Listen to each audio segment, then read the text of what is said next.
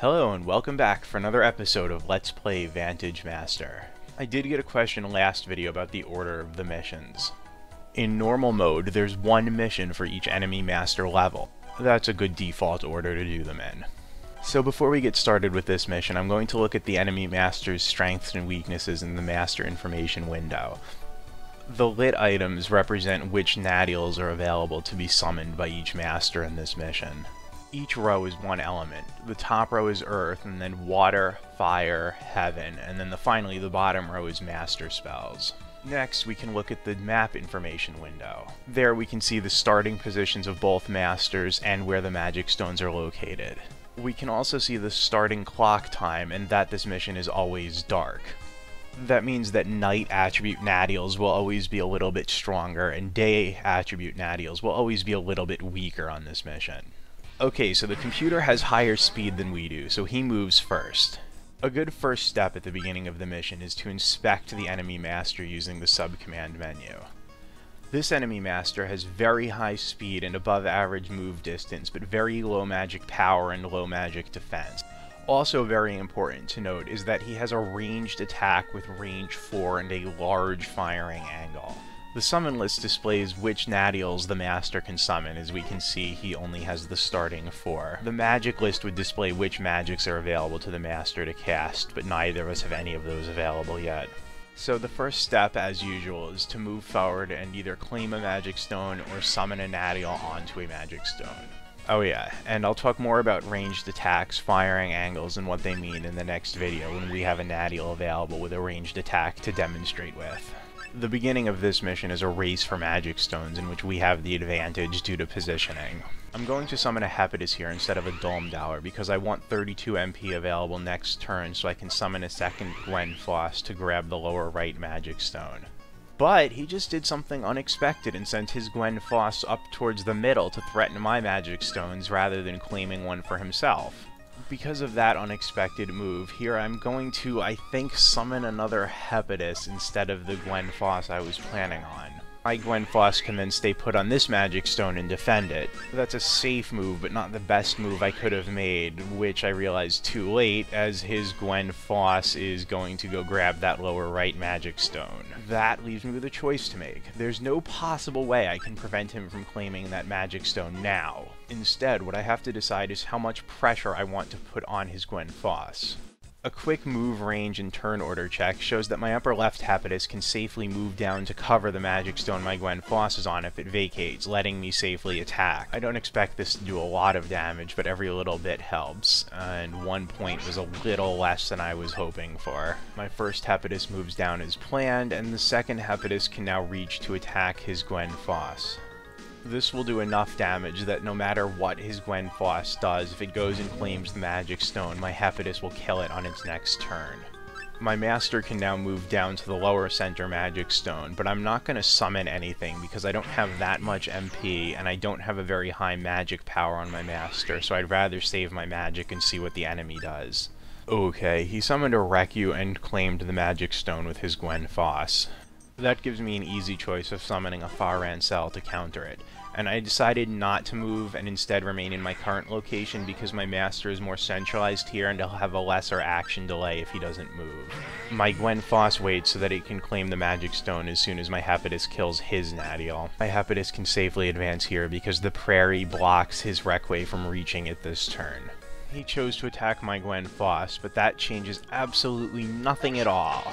I will still kill his, claim the magic stone, and in the process regenerate the 1 point of damage that he dealt. At this point, the enemy position is looking pretty tenuous. He doesn't have much left, so it's time to apply some more pressure. I'm going to move my master up and summon another nadial. Oh, actually, before I do that, I'm going to get rid of the Hepatus on the right. You know, to save the whopping 3 MP per hour he's costing me in maintenance. I'm destroying that nadial really more to illustrate the point of destroying nadials that are out of position to save MP than because I really need the MP. So now, the question is what to summon.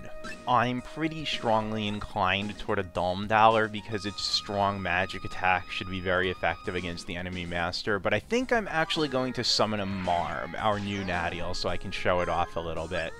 I'll talk about the Marme in a bit more detail when its turn comes up. Alright, so it's his master's turn now, and he's got 34 MP, so he can summon pretty much anything he wants. Yikes, there's that ranged attack that I was talking about earlier. 5 damage to a Hepatus in Prairie. I make a somewhat questionable decision here to trade my Hepatus for the Magic Stone and 1 damage on his master. The idea is to force him to pull his Recu back to kill the Hepatus and then spend another turn on something capturing the Magic Stone again. Okay, so now it's time to talk about the Marme. The Marme is a knight character Nadiel, like the Dome Dower, which means its stats are a little higher right now than they are normally. But the Marme has pretty high stats overall anyway. The most important thing about the Marme is its heal magic. For the low cost of 4 MP, we can restore some health to our damaged Nadiels. Admittedly, they have to be next to the Marme for that, but it's still much cheaper than summoning a new one. Our master is strong, durable, and has low magic, which means he is well suited to engaging in combat. The adventurer does quite a bit of damage with his direct attack, especially to less durable Nadiels. My Fire Ansel was able to finish off his Recu, and my Gwen Foss will be able to clean up his Fire Ansel. That will leave him with just his master alone and a single Magic Stone. Never a good situation to be in. I'll take this opportunity to use my Marme to heal up my Fire Ansel, and there you can see the Marme doing some healing. The Marme, because it's got a Knight characteristic, heals 4 points of health at night, 3 hit points during neutral times, and only 2 during the day. My Fire Ansel makes a valiant attack, but unfortunately it's just too weak to hurt the master on his Magic Stone. Fortunately, that's what I've got Dome Dower for. Unfortunately, the enemy master summoned his own Fire Ansel, keeping my Dome Dower from getting to him. At this point, it's just a matter of trapping and killing the enemy master to finish things off. While I'm working on that, I'll take the opportunity to talk a little bit more about the day-night cycle in Vantage Master. We've already seen a little bit about the clock and how it progresses during gameplay based on the unit's move delays, but we've also now seen that the time of day affects the strengths of some Nadiels. In most scenarios, the battle takes place outside, and therefore the time of day will affect the light. The light level goes through a 4-period cycle. It spends 4 hours dim, 8 hours bright, another 4 hours dim, and then an 8 hours dark before looping around to begin again. The bright, or day period of the 24-hour cycle begins at 8 AM on the 24-hour clock.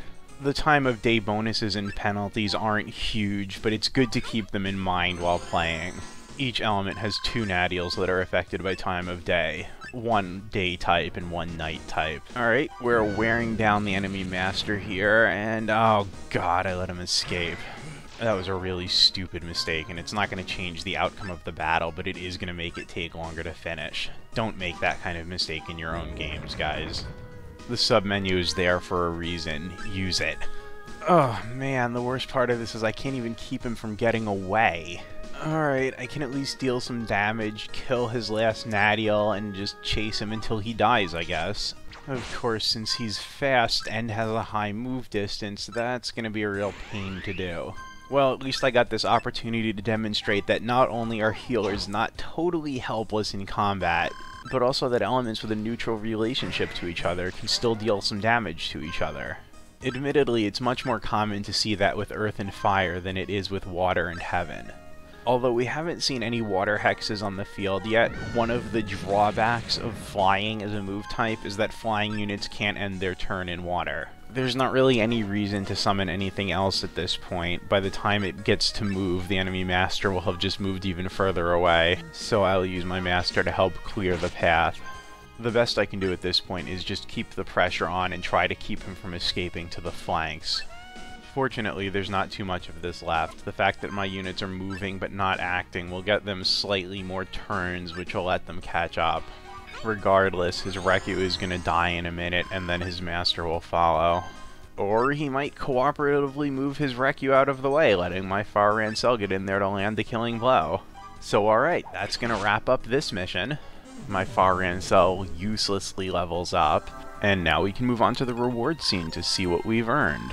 I don't think I'm going to spend too much time on the summary pages this mission, because there wasn't that much interesting going on. Really, what I'm mostly interested in is what stat was increased. Aha! Our master has gained some delicious speed. Speed is always nice. More speed means more turns, means more nadials, and more attacks. We've also acquired the Hairband of Victory, which will give us access to our first ranged attack nadial, the Aetherian. Next episode will be the last mission of Phase 1, and I'll get to demonstrate why I love ranged attacks. We'll also see Elevation come into serious play for the first time. That's all for this episode, so I'll see you all next time.